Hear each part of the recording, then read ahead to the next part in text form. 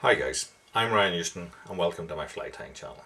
Your video is about to start shortly. Please take this opportunity to hit the like button down below, leave some comments, tell your friends. Interaction, likes, subscriptions help my channel to grow and help me to keep producing content for yourselves. If you're new to my channel, check out the other videos that I've got. There are over 500 videos at this stage, so there should be something there for everybody. Again, video is about to start. Hit that like button down below. Hi guys, so a lot of modern pike flies are quite complicated. A lot of different stuff in, so I'm going to tie a very basic pike fly that most people could have a go at. So a good single sharp hook is what you need. Now you can go and buy specific brands for predator fly tying or whatever, but a good solid sea hook will do just as well, so long as it is short in the shank and fairly sharp. So this is a 6/0, but again to whatever your fishing needs are, and I'm using gel spun as the thread here, but if you have something like a uni big fly or a good strong tie-in thread should do it. So we put a thread base on and then just get a little bit of super glue and glue that, and that, when we wrap into it, should stop our fly from spinning around on the shank. So this one's quite simple. What we're going to do is use a couple of strips of zonker, so rabbit. So first I've got a white one and I'm going to tie that in there. Now you notice it's upside down, so the skin side is up, and I've tied that into that super glue. Next I'm going to take a bit of gold crystal here, which is pearl or any sort of flash at all that you happen to have. This one actually come out of a craft shop. So we'll just tie on a bunch, tie across it, fold it back. So now you have double the amount that you started off with in there. And I'm going to cut this off. Now this is a little bit longer than the actual underneath zonker strip. So on top of that we're going to put like an olive zonker strip. But what I'm first going to do is I'm just going to lay a bit of super glue onto the top of the tie-in of this. Now that'll soak in and further secure the tie-in of it, but it also means that when I wrap this one on skin side down into it, it'll bind the whole thing together and make it a much stronger construct, especially seeing as we're fishing for something that has 700 teeth in its mouth.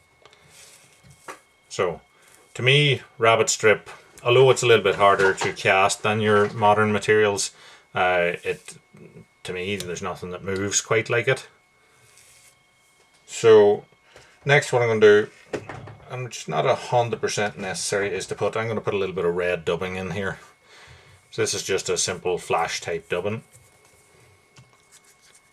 I'm just going to lay a little bit of super glue onto that and wrap that into it. It just takes me a little bit further forward in the shank, maybe gains me a centimetre. Covers this tie-in. Not 100% necessary. If you don't have something to cover, don't worry too much about that. So next I'm going to use a bit of olive, like predator fibre type stuff. You can use a wig if you have one. They're made of the same stuff. I'm just going to take a bunch. I'm going to set it on here, allow it to splay around,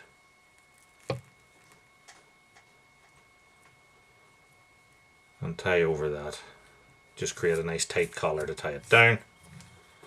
I'm going to finish off in there.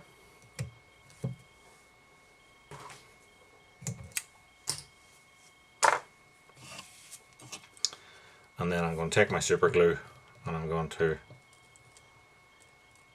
run it around that just like a little collar, and then I'm going to use this big straw and just fold all this back. So I'm pulling the fibres back and now I'm just going to pinch it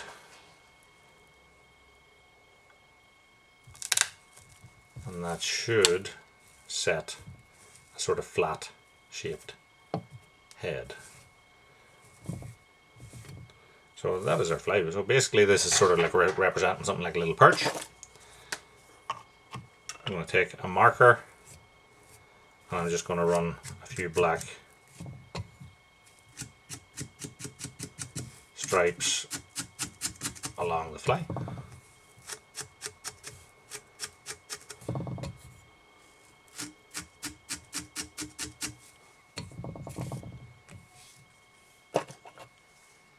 As you can see, we now have a really simple little bait fish with what, 1, 2, 3 or 5 materials essentially in total in it, but nothing overly elaborate. It's only a few different steps. So we're going to put some sort of a head on that there. Now you can just glue eyes on, glue whatever you want. I'm just setting the head with the super glue there, and I generally set that aside until the super glue dries. So what I'm going to do is take one that we had to go at earlier, same fly, and I'm going to stick eyes onto it. Now use whatever eyes you have to hand. I am going to stick it on with 2-part epoxy, 5-minute stuff, but you can use whatever glue suits you to stick it on. And I'm going to stick on 3D eyes here, but if you've got plain flat eyes, if you've got Google eyes, whatever suits you, whatever you have to hand basically.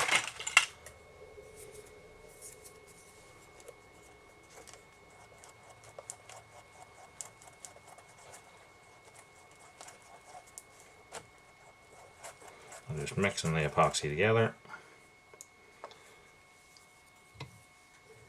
I'm just going to create like a little blob the whole way around.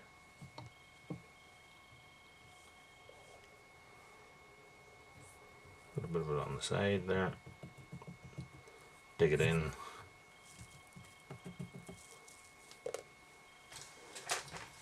And then I'm going to use these 3D eyes. These are like 7mm.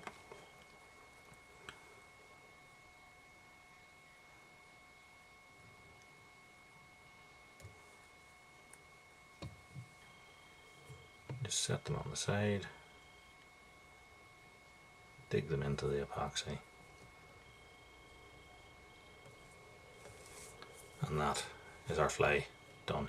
So basically, I'm just going to set this onto a rotary dryer now and let that spin to get me an even head. But if you're only tying one fly, then it takes a few minutes for it to go off. You can literally spin it around if your vise is able to do that, or if not, just hold it in your hand and flip it around until such times as it sets itself. As I said, if you have to go away and leave it, you can always use little hair clamp type things and stick them on. That'll hold the eye in position while it dries.